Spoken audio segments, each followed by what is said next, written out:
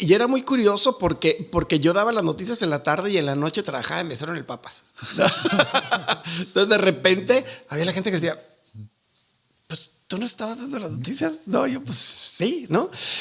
Pues bueno, a fin de cuentas, yo trataba de apoyar a mi papá en todo lo que pudiera y a veces no podía él estar, entonces yo lo cubría, ¿no? Y yo había obtenido mi licencia o mi certificado de locutor cuando tenía 16 años. Yo no heredé esa voz de mi papá, desafortunadamente, ¿no? O la de tu papá, ¿no? Armando, yo creo que sí. Armando sí, mi primo sí, ¿no?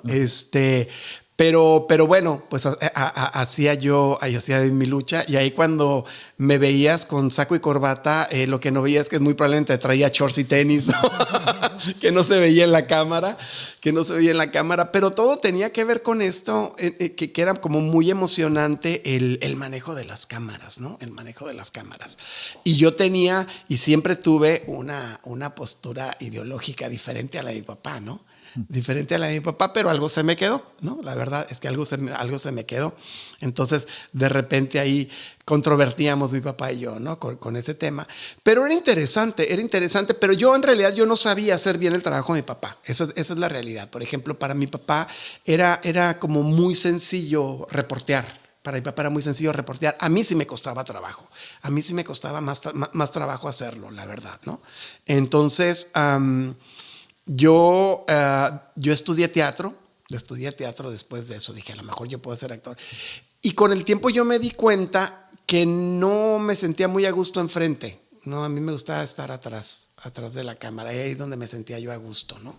Pero digo, es un recuerdo muy bonito, pues es un recuerdo muy bonito porque a fin de cuentas siempre me sirvió mucho porque esto de entrevistar a las personas es muy enriquecedor, ¿no? Y después, digo, como ahora escribo y escribo los guiones, escribo mis historias, escribo todo lo que se me ocurre escribir, todo siempre está alimentado de eso, ¿no? De lo que vas aprendiendo de las personas, ¿no? De sus posiciones, de las posturas y eso, ¿no? Y te ayuda mucho porque si te haces el hábito de escuchar,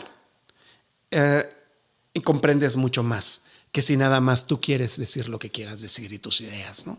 Entonces, pues es parte de esta escuela, ¿no? Y de mi aprendizaje.